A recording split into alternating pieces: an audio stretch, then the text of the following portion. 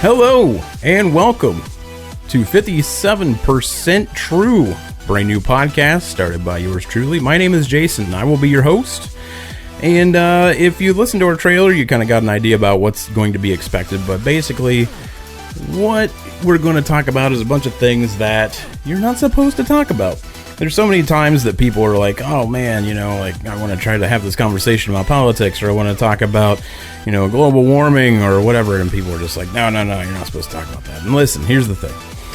We used to be able to have conversations about this stuff and at least see eye to eye, or, at least see where someone else is coming from. You didn't have to agree to it, but now it just seems like all you got to do is just scream louder on Facebook or tell people, no, this isn't, something that we're supposed to talk about. And we want to get rid of that stigma. And plus, while doing that, want to talk about different ways to help your social circle and maybe even your community getting involved, things like that. Now, because this is a worldwide podcast, I'm not going to be able to give you anything specific. However, I'm going to give you ideas. We'll have little segments that'll give you some ideas about things you might be able to do or might be interested in doing. And of course, on our website, we'll have all kinds of links to help you get going on that as well. So my very first guest on this podcast is actually the gentleman who got me into podcasting. So if at any point you're listening to this and you say this is just garbage, this is the man that you need to blame. And so I will introduce to you my buddy Matt. Say hi, everyone. How's it going? Yeah, so how you been? Been good. Good. Been super busy. A lot of stuff going on. Yeah, we were talking before recording, and he is a busy guy, much busier than I am. All I have is working dogs, but this guy over here is taking over the world one penny stock at a time, it looks like, which is pretty cool. A lot of people make the joke. They're like, "Oh, you're the Wolf of Wall Street." No, I'm like the coyote, like in the alley next to Wall Street. The gerbil of Sunset Strip. I'm the one getting the table scraps. Hey, man. Gerbil's got to eat, too. Yeah. No, that's really cool. We're definitely going to dive into it. I'm going to give you a quick plug. So, Matt's podcast is called Flashback Sequence Engaged. He's laughing and shaking his head now because I know that he's taking a bit of a hiatus from his, but it's okay. I still think that you need to check it out. I have been on a few episodes of his podcast, and I've had some guests, like some other guests and stuff too. Yeah, no, absolutely. But we're talking about me. This is I'm important. Yeah. No, but yeah, he's talking mostly about tech stuff and gaming and anything that kind of hits with I don't know what else you want to talk. Like, what do you talk about? Man, gaming, news, just any kind of interesting stuff. Yeah. I mean, anything. It's kind of up for grabs. Fair enough. I'm not huge into politics, but unfortunately, I've dabbled a little bit in it. So yeah. Well, so that was kind of where I spun off because I enjoyed doing Matt's podcast, and Matt is not a very political person, which is totally fine. Yeah. And at the time I was, and I thought, I wonder if I should do this. So if you ever are out there and you ever check out something called The Rest of Us podcast, that is my old podcast. It was a good year of learning. We got about a dozen episodes out there, and it was a good way to learn, to get my feet wet, get in there and see what all was going on, get down my cadence, get down some better hardware, all kinds of fun stuff. So this is our new foray into a quote-unquote, I'm doing air quotes, professional podcast. And the studio looks amazing. Thank you. So I remodeled the studio. It actually is a completely different room in the home, and pretty excited about it. It's like a deep purple. It's not Prince purple, which would be cool, but I don't think my fiance would have let me go that bold. But it's bold, just not overwhelming. I got a little tiny mini bar that I'm adding on. My Journey stuff is everywhere. So, yes, Journey is my favorite band. Got your guitars. Yeah, I got my Hello Kitty Strat hanging up. Mm-hmm. Hello Kitty is a big fixture in my life, and you can laugh at that too. But considering I got a $700 limited edition guitar for $95, I'm pretty stoked. Can't beat it. Right. So, so this is kind of a new little venture. So we'll just go ahead and get right down to it. Matt and I go back quite a few years now, and Matt's been getting his fingers into a little bit of all kinds of stuff, haven't you? Yeah, I've had quite a bit of side hustles going on, at least with the pandemic. Because I think my biggest thing is I get like idle hands. Like I have to do something at some point. You know, I just can't sit stationary. No, I don't know, absolutely. I don't know if that's like some weird wiring or whatever, but that's just kind of how I am. No, to get on that for about 30 seconds. I mean, we are human beings. We are pack animals. We actually do much better with contact with other people. And so with this pandemic happening and things shutting down, or, you know, you're not supposed to go out that often or whatever, we're kind of missing out on one of the core needs of being a human being. And so a lot of people are feeling the same way you are, like, I gotta do something, I gotta get, you know, whatever. And so some people have been out there losing weight, and that's fantastic. I love seeing those transformations. Other people have been doing things that are home, such as remodeling a studio. But no, and you decided to get into penny stocks. Penny stocks. Well, here's the thing. I got into penny stocks because collecting sneakers became an issue because all the bots were taking over, and it created a lot more problems trying to resell and stuff like that. So I had to move on to something else. Well, explain to our people out here who may not understand what penny stocks are. Okay, so penny stocks, typically, the misconception is it has to be in the penny range, not necessarily. Stuff that trades around $1 is considered, you know, still kind of falls under a penny stock umbrella, or like, it's like nickel slots. You don't have to play a nickel, but okay. Yeah, I mean, here's the thing: most of the stocks that are trading around $1, $2, you know, started out at pennies at one point. So, you know, they would fall under being considered a penny stock. Yeah. So, I mean, I started trading in May. I've been doing well with it. Good. So I'm not gonna get into any financials with it because it's bad enough the government's already gonna know that. So I wouldn't expect that anyway. At least on mic, we can talk afterwards. No, it's a joke. So first of all, how do you do your trades? Like, do you do E-Trade, or how do you do that? Okay, so I started out with Robinhood. Robinhood's all right. It doesn't give you a whole lot of analytics. Okay. So you get like the bare minimum. It's not really very in depth. I mean, you can't really see where your shorts are coming in, or what the buys are coming in, that kind of thing. Mm-hmm. It's okay. It's a good starting point. So like if you wanted to, you know, not get anything too crazy, like you wanted to trade like Apple stock or Tesla or a lot of the big name stuff, then get into Robinhood. It's simple, easy to use. It's easy for someone that's just getting their feet wet with it. So I had to transition over to Webull because I got flagged on Robinhood. Oh. Yeah, so the SEC has this stipulation that you can't, if you do 5 trades in 5 days, you're considered what's called a day trader. Which technically, I would be considered a day trader at that point. Okay. So what they do is they flag your account for 90 days. So I had to transfer all my stocks that I had from Robinhood over to Webull. Okay. And Webull's a lot more friendly. Gotcha. As far as trading stuff.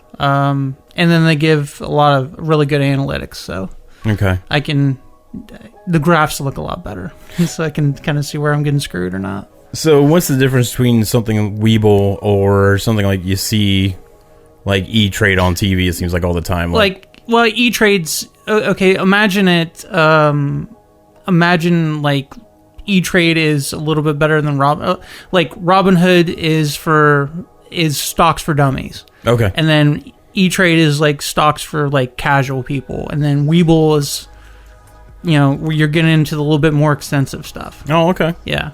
Now, I mean, with E-Trade, I do trade some on E-Trade, but not a whole lot, unless it's over-the-counter stuff, that's like a whole nother discussion as far as what over-the-counter is. It basically just means it's not traded on that specific platform just because it doesn't meet a certain requirement for them to trade it. Okay. So you have to trade on like E-Trade for something like that. Gotcha. So how did you get into it? And then if anybody out there is interested, how would you, like, what would you tell them to do? Well, like I said, the whole reason I got into it is because the whole sneaker game was screwed. And that definitely brings a sad face to me. But, you know, the biggest thing that I tell people that, you know, I've talked to about it is just do your research. You know, follow people that are, you know, good at what they do as far as stocks. I mean, Timothy Sykes, the guy's right at least 73% of the time. Oh, yeah. Okay. So, I mean, you can pay him some money, and he'll send you like text messages, you know, of stuff to get into, like, but it's like $75 a month, and I'm not quite there yet. Yeah. So I follow him on a few things. He might throw up a little bit of some breadcrumbs here and there. But like I said, I do a lot of my research, and I get up really early to do it. Okay. Because you can do pre-market trading on Webull at like 4 a.m. Oh, okay. Yeah. So the kicker is all the retail, like Robinhoods and stuff like that, they can't trade until 9 a.m. This is as soon as they can do pre-trading. Yeah, like after hours trading. And so when you get into Webull, you can, like I said, do it at 4 a.m. So like I get up at 4 a.m. I'll get up like 10, 15 minutes beforehand, and you know, make some coffee and whatever. But I'll get on there. I usually have a general idea when I want to get into the night before, and then I get in when I find a good dip, and then let it run. And then usually a couple different things can happen.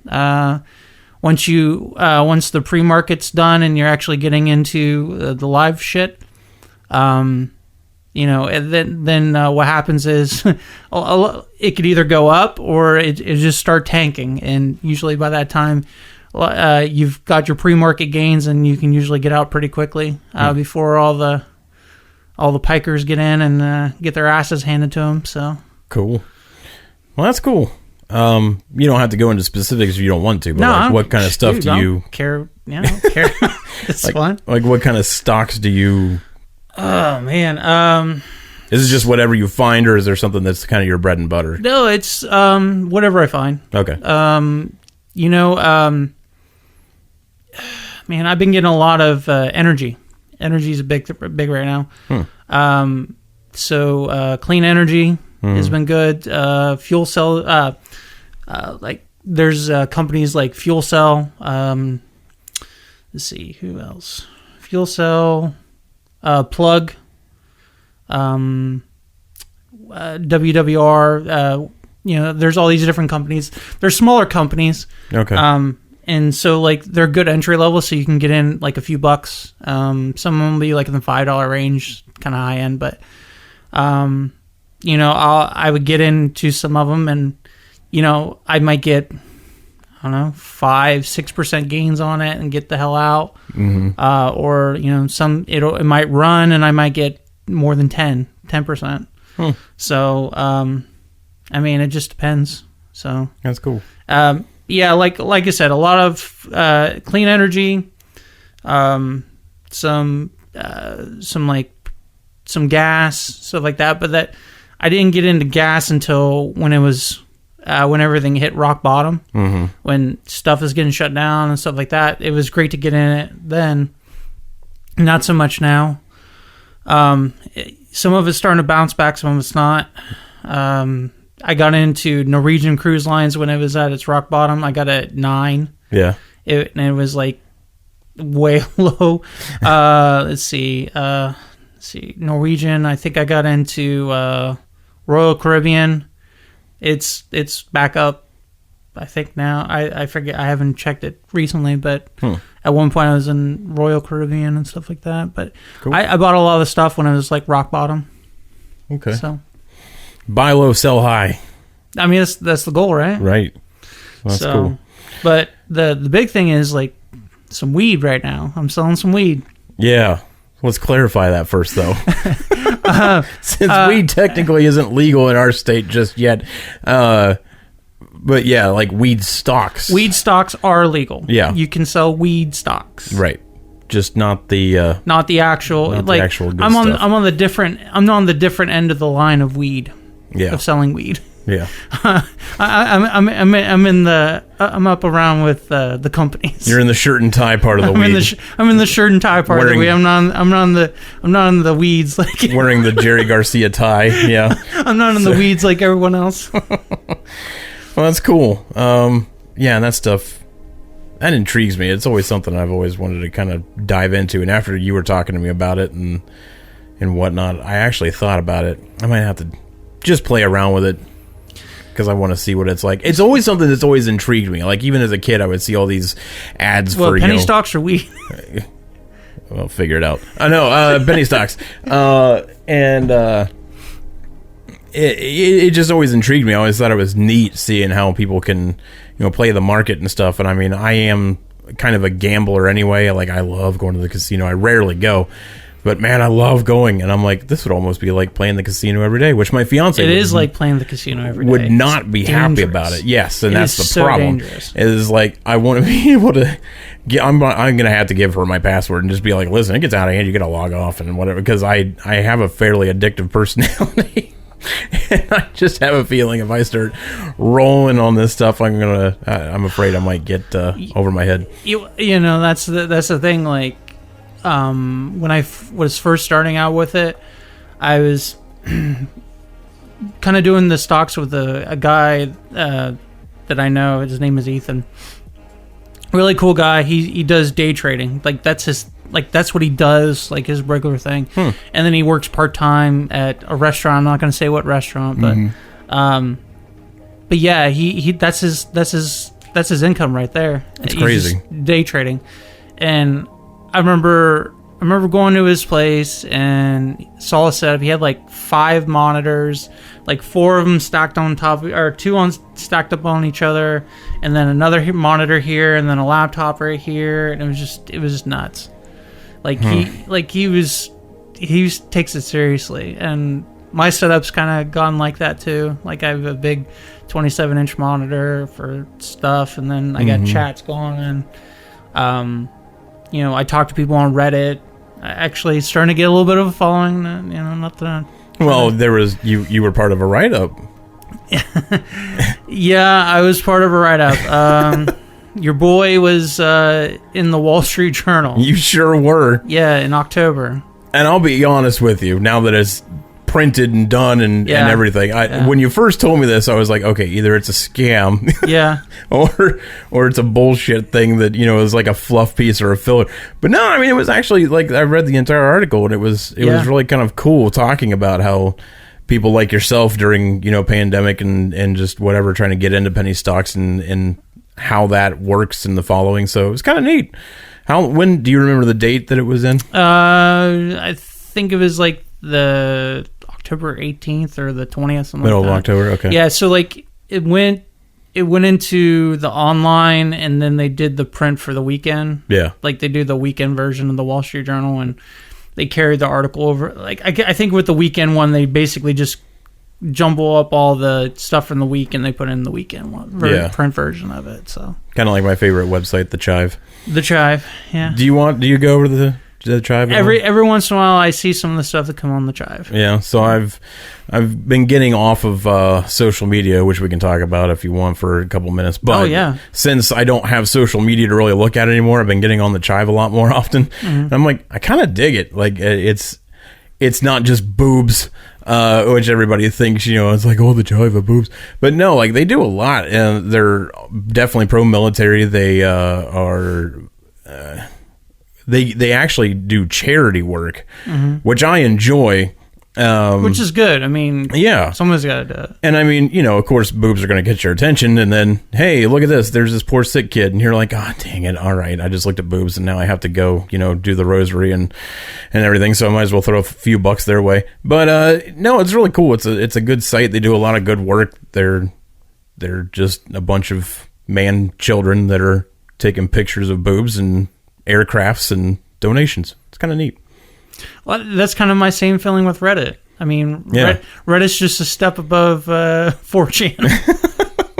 That's kind of how I feel like. That's kind of how I feel like it is with Reddit. So. Right. And just so anybody is out there who's never heard of the Chive and wants to go check it out, it's not actual boobs. It's not a Playboy thing. There's no nudity. It's tasteful, if you will. It's like Cinemax. Yeah. Well, no, Cinemax is rough. No, it's like Cinemax on at 7 p.m.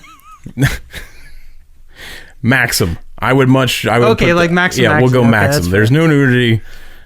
There you go. But if you're interested, but really, I would check them out. Just cleavage. And yeah, just cleavage. Just cleavage. It's fine. But they show also a little leg. They do. Don't ever do that again. Stop showing me your leg. I've already seen enough of that. But no, they do honeys and funnies, which I think is funny. Like they have all these funny jokes and stuff, and it's good stuff. But anyway, when we're talking about community and donations, that's why I'm big on them. But no, social media. I get on social media once a day now, and I don't even scroll through my feed hardly at all. It's mostly just to get the Facebook thing with this up and running, and Twitter doing that. And I was really enjoying Twitter there for a while. And now that I got out of the quote unquote political game of it all with the previous podcast, I'm just reading through some of the stuff, and I'm like, this is just grown adults yelling at each other and fighting over a teddy bear. Like it's no, it's like it's like all the sludge and toxic stuff just kind of just creeps up to the top. Yeah. And the thing is, to be fair, there's good parts and bad parts of social media, and sure. The bad part of it is the smaller percentage has the loudest voice. Yes. Is the squeaky wheel gets the re-grease kind of thing, and it's very frustrating. But I will tell you, Jess is like the worst millennial ever. She doesn't get into the whole social media thing or anything at all anyway. She's not big on it. But have you seen The Social Dilemma on Netflix? You have. For anyone out there who has not seen this movie, you need to press pause on this, go watch the movie, and come back to the show. It's that important. And so the social media is actually talking about the detriment and the downfall of social media, not just Facebook, but I mean all of them. And the thing about it is, it is a documentary, and a lot of people are like, well, yeah, you're going to talk bad about it, but these are the people that are on this movie are the people who created these things, who managed and ran these things. Like the co-founder of Twitter was on there, if I'm not mistaken. Yep. There was Facebook, one of the managers of Facebook, not Zuckerberg, obviously, but and then some of the people that did the marketing, like they figured out how to monetize it. Yes.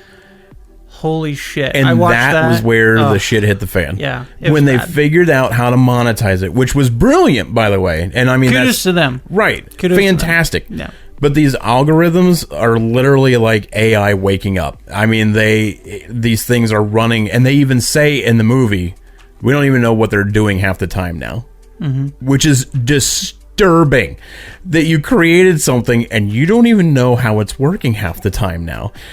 And they gave examples of things, right?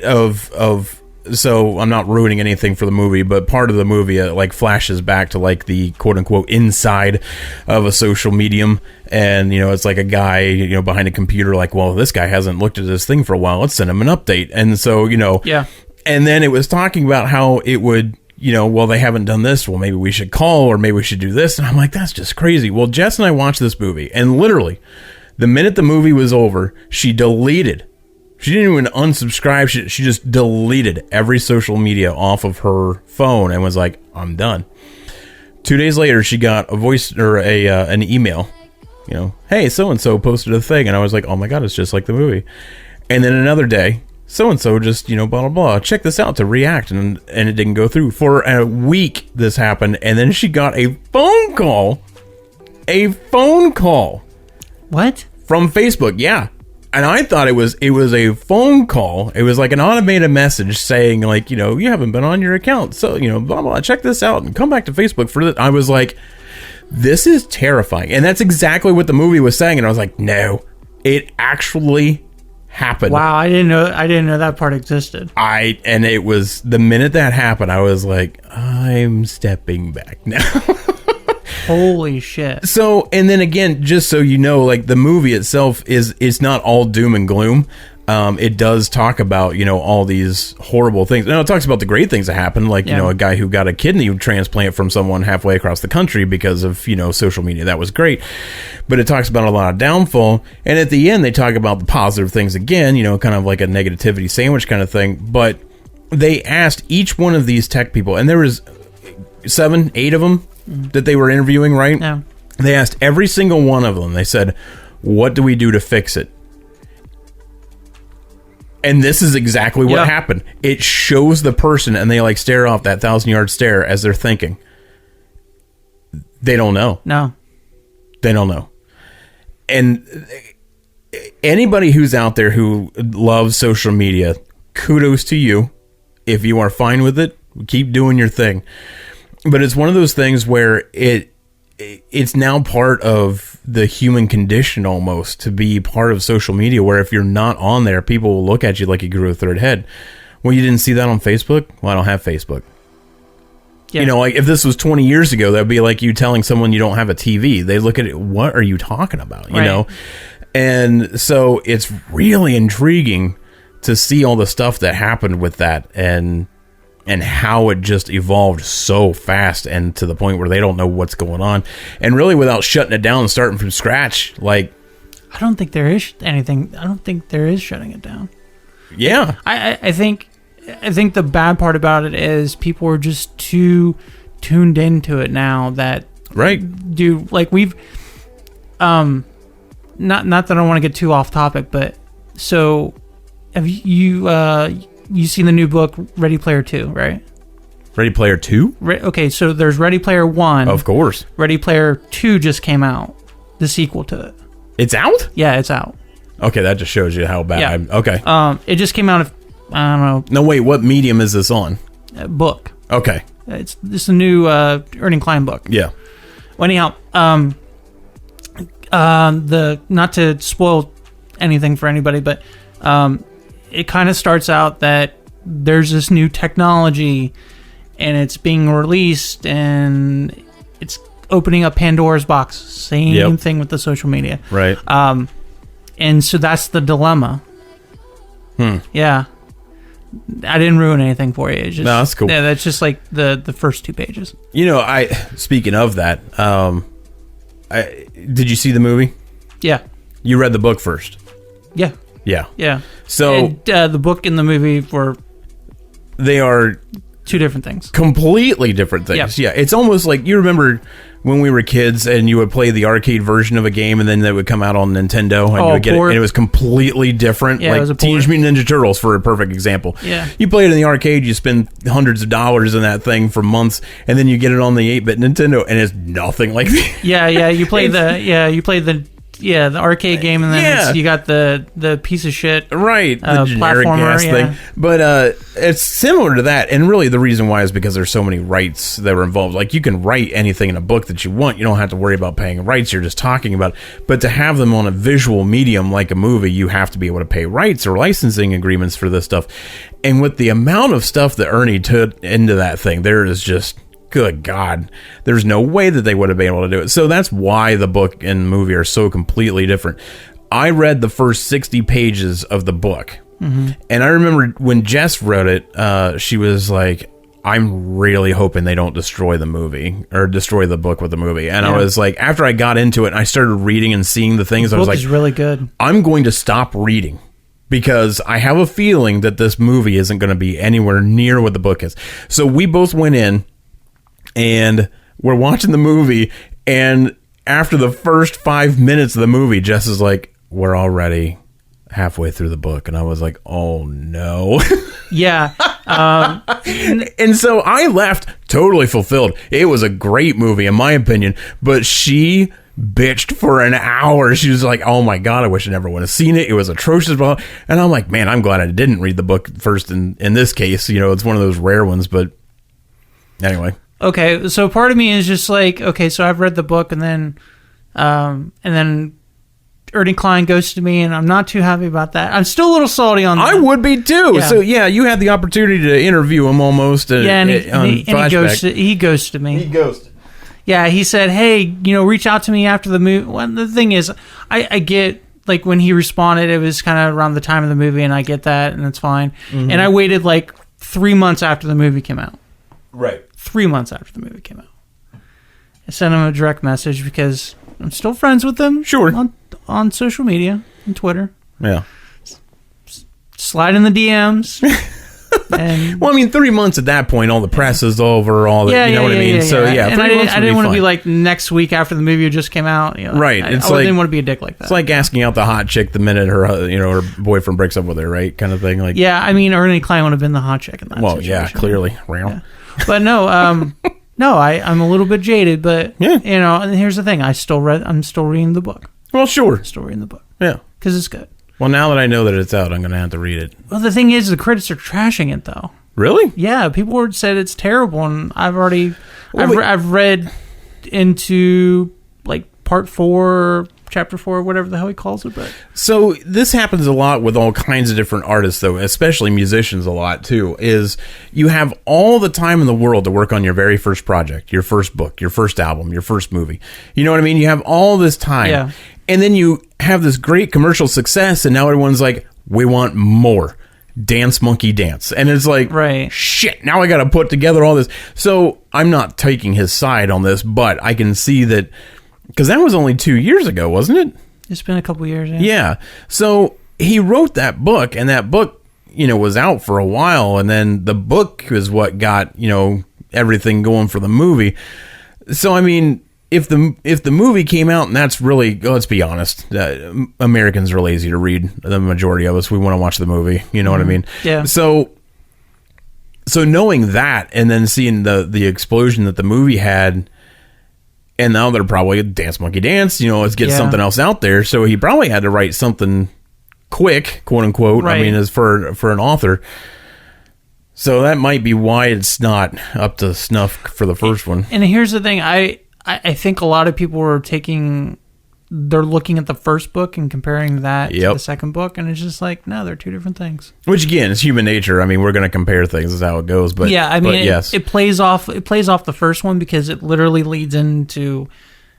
Yeah. Well, you read the book that he's the heir to this VR empire, and right? Blah blah blah, and he's got control. Yeah, and. This is basically leading into the trials and tribulations of all that. So. Oh, okay. I got you. Right. Yeah. Well, that's cool. Now I'm going to have to look it up. Yeah. So you'll have to check it out. Okay. Yeah, I was surprised when it came out. Yeah, I didn't even know that it was in the works. Well, I think what happened was, oh my God. Unfortunately, I was on Facebook. And it came Don't feel shame in it. If you like Facebook, you're fine. I don't like Facebook, though. I don't either. Oh, my God. Okay, so I was looking for something unrelated. And my wife had tagged me into Alicia tagged me into something, and I was going through my feed, and it came up on my feed, and it said Ready Player 2. I'm like, what? There's a second book? And then I, Google searched it, and hey, there is Ready Player 2. It just came out a few days ago. And I'm like, oh, shit, I'll have to get it. So, that's crazy. Yeah, and there's already an audiobook and all that on Audible and stuff. Do you know who read it? No. Okay. No, I'm trying to think who read the first one. Oh, damn, I'm gonna feel like a real asshole because they're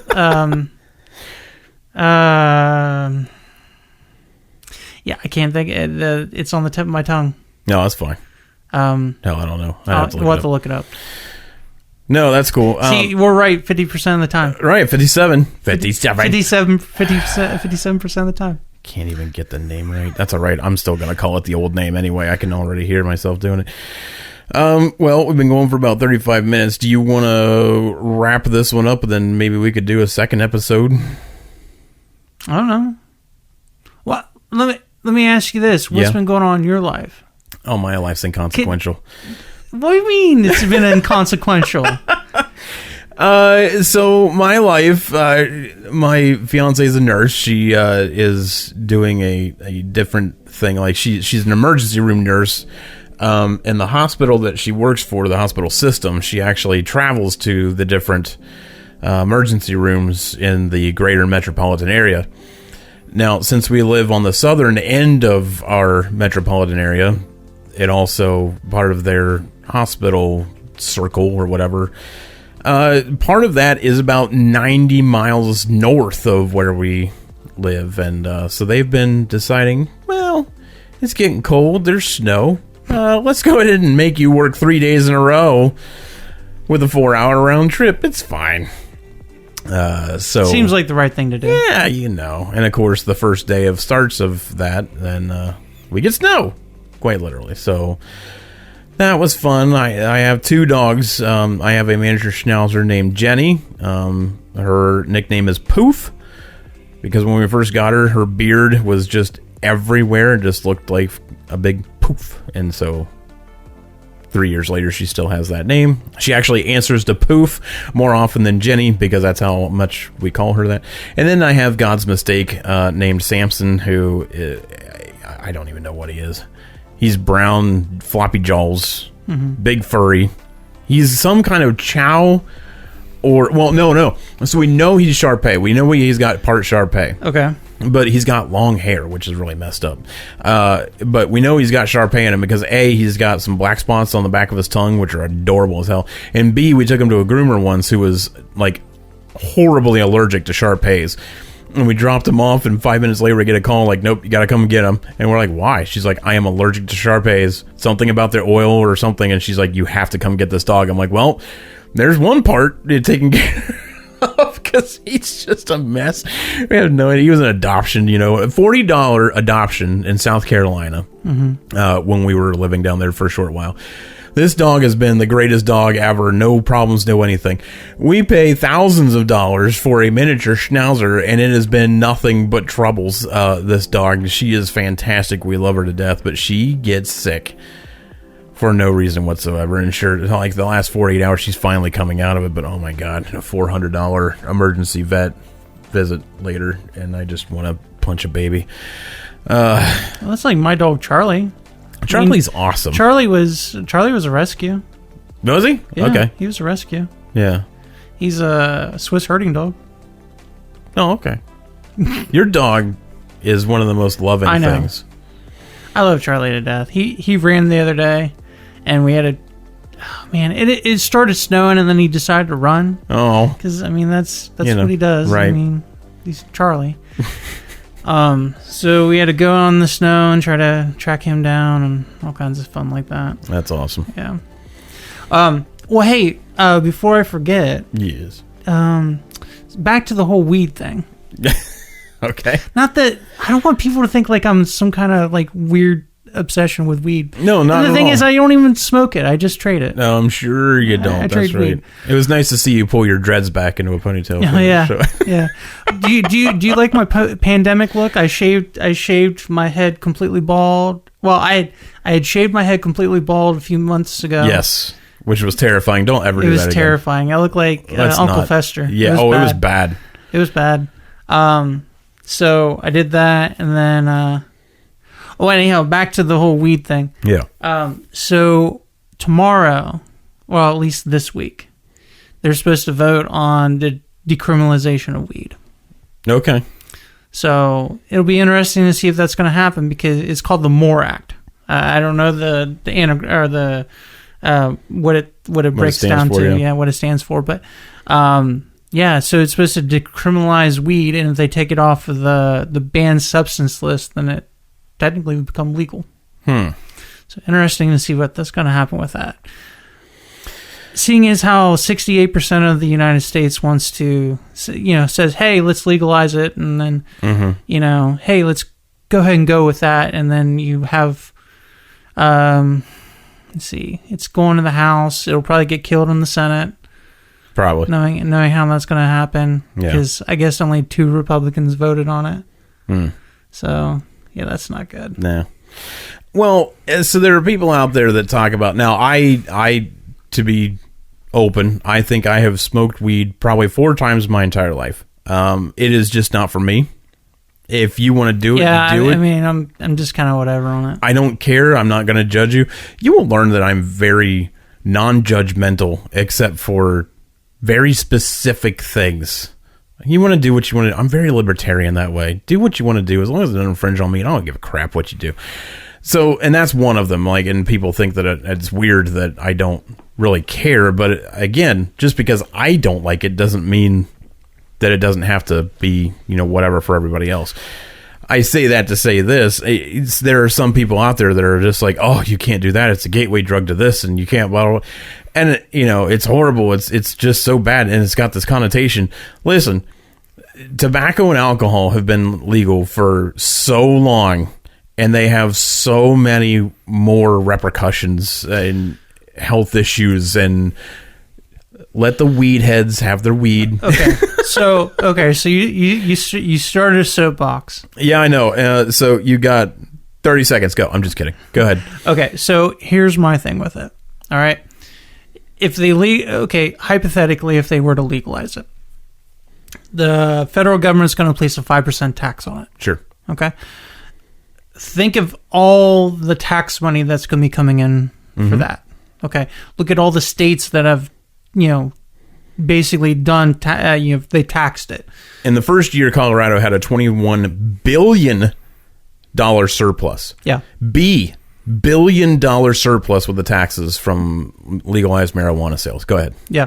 So it's almost no brainer, because you're looking at all these things that the government's talking about. Hey, we need to like get some money together to fund this or fund that program, or keep this going, and blah blah blah. And why I don't understand like what the big concern is with not doing this. I mean, if you can get if you can tax 5% on, I don't know, how much did Colorado do? I don't know the percentage of what it was. How many billion was the $21 billion surplus in the first year? Okay, yeah. 5% of $21 billion. Oh, you're going to make me do math. So 10% would be $1 billion. So 1%. Wait, you said 5? 5%. So that'd be $2 billion. So it would be $1 billion. There you go. You have $1 billion that you could use for funding for something else. Right. And we're only talking about the first year. We're only talking about one state. Yeah. We're not talking about all 50 states. Right. So I don't know. I think we're at a point where it's the right time to do it. But as much as I hate to say it, I think the people in power, I think there's some people in power that just, they're so stuck to the laurels and stuff like that they're, it's not gonna carry. I get morality. Yeah. I do. Being a mostly Christian person, I am a Christian. Just there are a lot of things that I do or say that some Christians would look at me and be like, "You're not a Christian." No, listen, I am. Just because I, say some bad words sometimes. Yeah. I'm not out there beating my wife or doing anything stupid. So anyway, I understand the morality because it is a drug. I get it. But again, like we talked about before, alcohol and tobacco and nicotine are drugs, and they are legalized, and they have much worse side effects and health effects than marijuana does. In fact, marijuana can actually have some healing effects and some soothing effects for people and some of the things CBDs, that they have. Stuff like yes, that, yeah. Exactly. Cancer patients, glaucoma patients in pain that they can't find, they get addicted on, painkillers like Oxycontin. They can switch over to this and they get the same, and they're mellow and everything's fine. Now, with anything else, there's always pros and cons. And in this aspect, though, I feel that the pros far outweigh the cons. If people are going to try it, they're going to try it anyway. It's the stigma of it is almost gone anyway. You know what I mean? It's not like... Right. Well, and it's not like 20 years ago where, you know, if this was even brought up, you know, just like, nah, you know, you're a pothead, you're not gonna amount to shit, you know, stuff like that. You know, there are high functioning potheads. Yes. So well, and just look at hemp. Right. Look at the. Don't even look. As much as I hate to say, don't even look at the just the marijuana, you know, getting high aspect. Right. Look at the hemp. Mm-hmm. Look at all the uses of hemp. I mean, just think of how many industries that you would generate just by just having hemp available. Do yourself a favor, not you, but podcast land. Right. Do yourself a favor and look up the history of why hemp was outlawed. Do you know? No. Okay, so basic in a nutshell. Hemp grows something like 20 times faster than trees. So it's much more renewable. It is much cheaper. It takes up much less land and resources. Logging companies, though, in early America were unable to keep up, and they were unable to compete with these hemp growers. They're like, you know, here we are with our lumber, but it takes years, decades for this stuff to get going. They can have, you know, crops going all over the place. That was why the American government outlawed hemp, was because they were trying to help the loggers get a leg up. And ever since then, it has been rolled into everything else. So only because loggers complained. Yeah, and that's the thing that blows my mind. You know, and I'm not one of those people. I'm kind of like George Carlin on the whole idea of like environment. No, just hear me out. Just hear me when I want to say. No, I'm going to give one for you as we close. Go ahead. But there's some insight. There's some insight to it. You know, George Carlin. I remember watching one of his interviews that he did, and he makes a good point, and he says, you know, the Earth figures out how to adapt. You know, we can screw the Earth up as much as we've been doing, but the Earth figures it out. You know, it's been figuring it out for hundreds of millions of years. Right. So, you know, yeah, we're putting plastics in the ocean and stuff like that. Yes, and I'm saying this in the fact that I'm not saying it's right. Right. But I'm saying the Earth, it figures it out. Yes. You know, if it needs to wipe us out to cleanse the Earth, then, you know, that's why we got hurricanes and tsunamis and stuff like that, you know. But it figures out how to survive. Mm-hmm. So regardless of what we're doing to it, you know, the thing is, I don't want to go to a beach and it's trash. No, of course I 100% agree that that's wrong. But the stuff that we're doing in the short term, in the grand scheme of things, it's a drop in the bucket. Correct. Especially when we're not one of the key players. Yeah. We won't get into the politics of it, but we're not one of the key players. And the thing is, yeah, we can get on board, but then if you don't get everyone on board, it doesn't make a difference. Correct. And that's where George Carlin, you know, that was pretty insightful thing coming from him, because he's a cynic. Oh, he's a hippie from hell. He's a super hippie. He wanted to get rid of all the golf courses and make, you know, homeless shelters, which I'm not totally against. In fact, I love golf. So, all right. You ready to close it out real quick? What? Oh, it would have. Yeah, and basically, so, with him saying that, like, I 100% agree in that fact. I mean, yeah, I don't know. No, what I thought when a lot of people talk about how, you know, it's a gateway, or that people who are on weed do all kinds of crazy things and whatever. Dave Chappelle hit it on the head when he was talking about the drug parade. And if you don't know, I don't know it verbatim, so I highly recommend looking it up. But he talks about how, you know, crackheads do this, and then you have the meth heads who are, you know, zombies and blah, blah, blah. And then you said, and then you have the stoners, the weed smokers at home watching the parade on TV going, shit, was that today? I mean, that's a perfect analogy. Right, yeah. Stoners just want to get high and listen to Pink Floyd and sandwiches. That's all they want. You know what I mean? Just let them alone. Let them have their shit. They're not going to break into your house to steal a ukulele to Dark Side of the Rainbow. Yeah, I need to watch that. So, well, hey, this has been a great first episode. We're definitely going to get going on to a second one in the very near future, I feel, but wanted to finish it up by saying right now we are getting into the holiday season, and so as our first kind of community thing to talk about is that every year around Christmas time, the holidays, people always feel like they need to give, they need to donate, they need to, give time or whatever, and it's great that you want to do it during the holiday season. However, there are 11 other months in the year where people still need.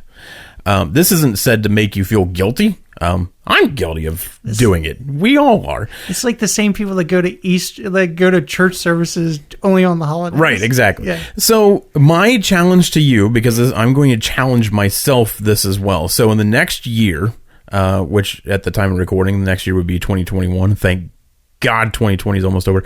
I'm going to challenge you as well as I'm challenging myself.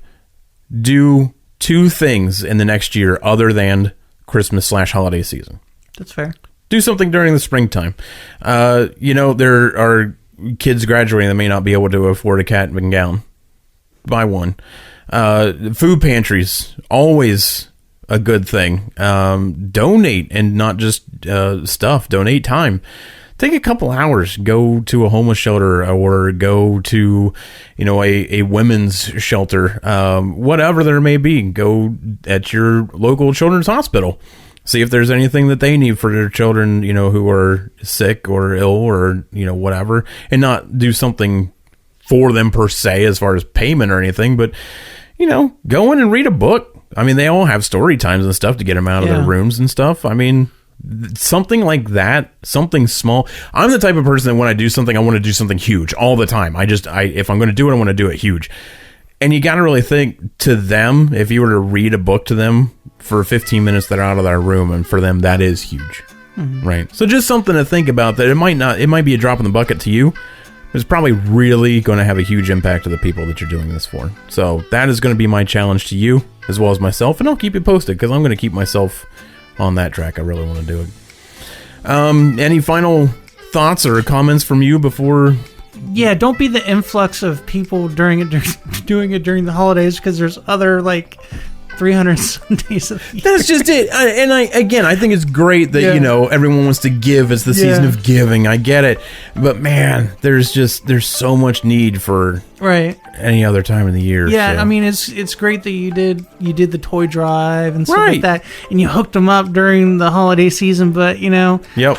When it comes to summer and they got holes in their shoes, what are they going to do? Right. Yeah, back to school. That's another big one, man. Yeah. There are a lot of, just go to your local Target or whatever and pick up one of the sheets, buy everything on the sheet, and you can take it to the school as a donation. Mm-hmm. I mean, there's absolutely no problem. Oh my God, that's right?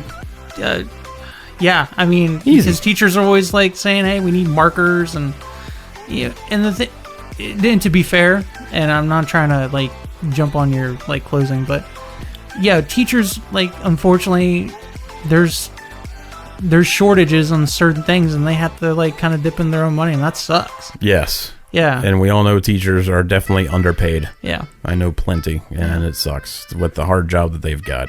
Yeah. All right, so just a little bit of housekeeping. Go and check us out on your favorite streaming service if you haven't already. And you can search 57% True. You can either do the little percent sign, or you can spell it out. However, you are definitely going to need to spell out percent if you go to 57percenttrue.com. You can also check us out on the Twitter and the Facebook at 57% True, again, fully spelled out. Check us out there for any kind of links, updates, all kinds of stuff. And then also, if you were to go to anchor.fm/57% True, drop us a couple bones, a little bit of coinage. You want to do some charity work? Make us your charity. What? Hey, do you have a Patreon yet? No, we're not doing Patreon. Why not? Because Patreon sucks. Okay, tell me why. Well, next episode. I'm running out of time. Okay. But anchor.fm, if you go there and actually donate, I actually get the money. I'm really mad at Patreon. We'll talk about that later.